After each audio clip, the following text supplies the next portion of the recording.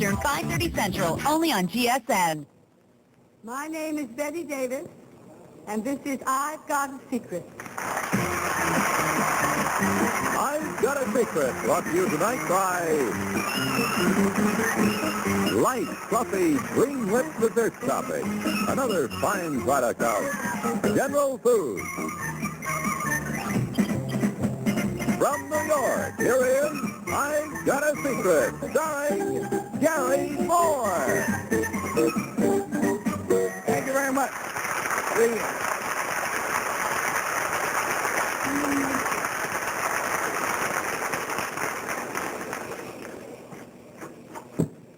Thank you very much. Good evening, and welcome to I've Got a Marshmallow. This furnace back here is going to be needed by our first contestant to demonstrate his secret, but these marshmallows give me a good opportunity to introduce the members of our panel. First, we have one.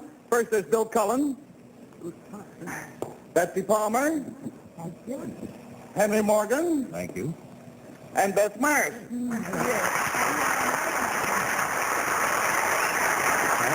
Come on, come in. All right, no, it's not polite to talk when your mouth full, but I can't help it.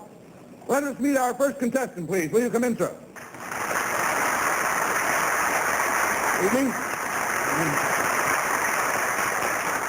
Will you tell our panel, please, what your name is and where you're from? My name is Ted Wells, and I'm from upstate New York.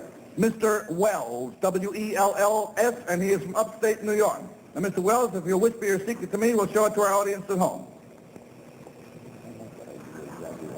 That's very interesting. Would you tell me more, sir? No?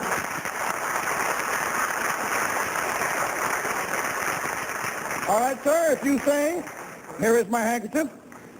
We'll see what he's going to do with it. A couple of jolly helpers come out with forceps, with a blowtorch.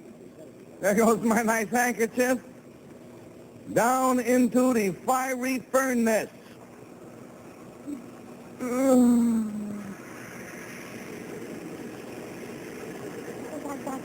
Love, I'll tell you. All right, now, Mr. Wells, will you come over here, sir?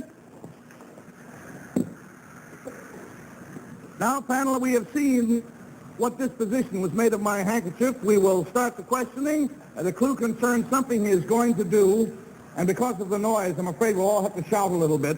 So, Betsy, may we start with you, please?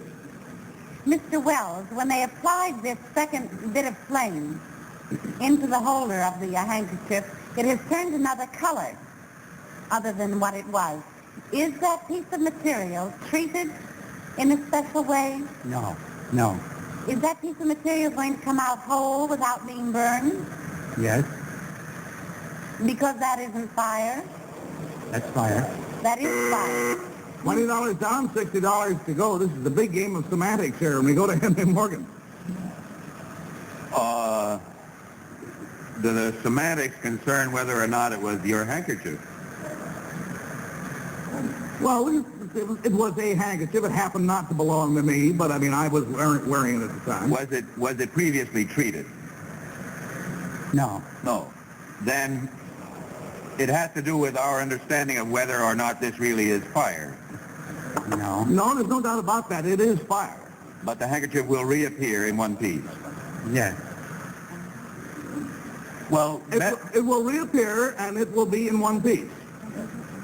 the same handkerchief. Same handkerchief. All right, Bill thinks he's got it, but we got $40 down. I'm sorry, Pamela, I don't mean to treat you unfairly, but the way the questions are falling. Beth? Now, it will be the same handkerchief, Mr. Wells, but will it be in the same form? No. Now, I watched one of the men, and he inserted some rod, and he keeps stirring. Is it turning into liquid? Yes.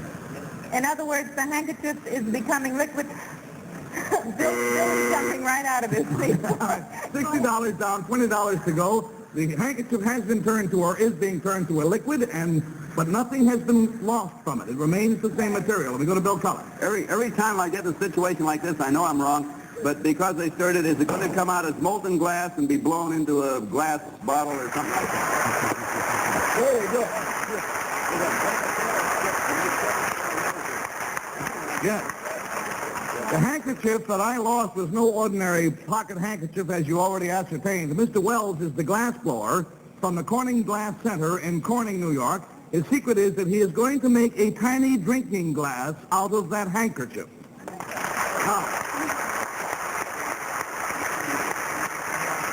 Obviously, this is not magic because we all know that magic doesn't exist. Do you have any idea how it's done, panel? What kind of, Henry, what kind of material did you start with? Was the handkerchief made of glass? Fiberglass. Fiberglass, yes. That's right. It was made of what they call Bette yarn, B-E-T-A, Bette yarn fiberglass, and it's now being melted back to its original state. So, Mr. Wells, let's go and see how we're doing up there. Now, panel, this is Mr. Walpole and Mr. Beckman, who are from the Owens Corning Fiberglass Corporation. Good evening. And they're in charge of melting down this Bette yarn. Now, fiberglass is usually made up in the form, of course, of draperies and bedspreads.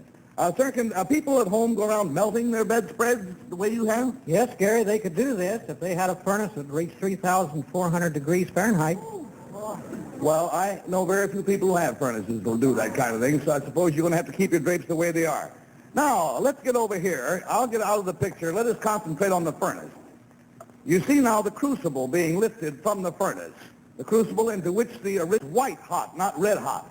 Now, Mr. Wells, who is an expert at blowing glass, takes a glass tube which has a device that goes up into his mouth with which he can blow air through the tube, and he fishes out what was originally my handkerchief, and you see that it now resembles only a small globule of some sort.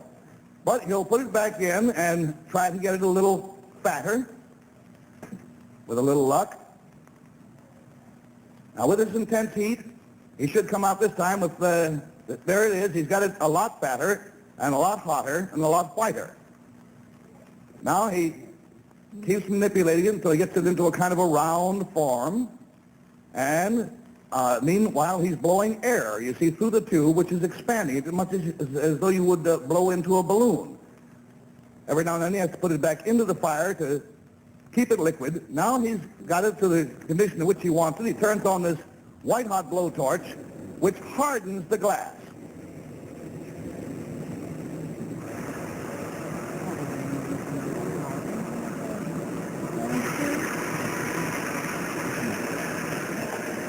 I don't know if I'm still audible or not because the torch is making quite a bit of noise. He's still blowing. He's trying to get it to go larger and larger till the size that he has in mind. And I don't know whether it's discernible or not on your television tube, but the glass, as it becomes larger, also becomes clearer. Originally, it was opaque. Now it is gradually becoming quite transparent. Now he takes a flat device and flattens one end of it. Now he takes what would amount to I started to say pincers, but it's actually just a holding device to make sure that it doesn't slip out of the shape into which he has molded it. He detaches it from the blowing device. Now he has a globe, a small globe about the size of a, well, what should you say, about the size of a lemon, I would suppose. Now he's opening one end of it. Now he takes a sharp device, makes a sort of a rim around it, much as you would find a rim around any glass in your home, any drinking glass. Now he has to wait for it to harden just enough to put down. He didn't get the result quite that he wanted. Let me put this black, can we get it? I'll put this black card behind it, and we'll see it. We can't possibly grab it and hold it up now because it would just be too doggone hot.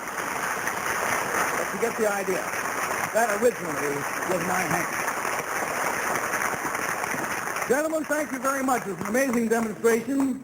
Appreciate very much the pressure that you were working on. We also want to thank Mr. Walpole, Mr. Beckman. Our thanks also to the people from Owens Corning Fiberglass Corporation for making all this possible. Good night, Mr. Wells, and thanks.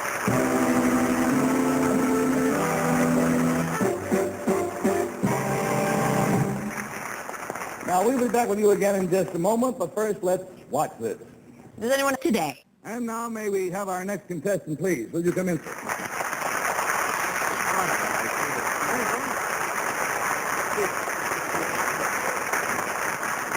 Will you tell our panel, please, what your name is and where you are from? I'm Pete Best, and I'm from West Derby in Lancashire. Peter Best, and he is from West Derby, Lancashire, England. Now, Peter, if you'll whisper your secret to me, we'll show it at the same time to our audience at home. And here we go. You mean you came all the way from England just to tell us that? Oh, boy.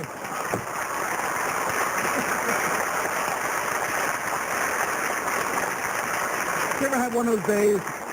A panel to help you classify Peter Best's secret. The clue concerns something he did. We'll start the questioning, please, with Bess Myers. Well, one thing you did, Peter, was avoid getting a haircut in recent days. Does this have anything to do with your secret? A little. Could you be a new kind of bug that we've imported from England? I might be. Do you sing, by the way? No. No. Do you have anything to do with your predecessors, with the Beatles at all? Yeah. You do? Answer to that is yes. $20 down, $60 to go. We go, please, to Bill Cullen. Well, the Beatles did or do come from Lancaster. Lancashire. Lancashire, do they not? Yeah. Do you have anything to do with the Beatles' hairdo? No, no. Oh, heck, I was hoping you were their barber. I just think That blows my next 5 questions out. Did you have anything personally to do with the Beatles, Pete? Yeah. Do you still?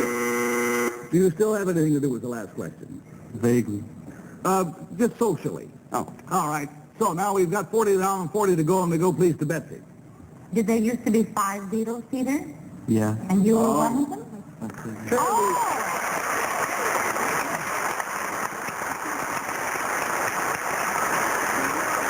Peter Best came all the way from England to tell us that 2 years ago he made a big career move. He left his job, which is not in itself unusual, except for one little thing. The job he had was as the drummer.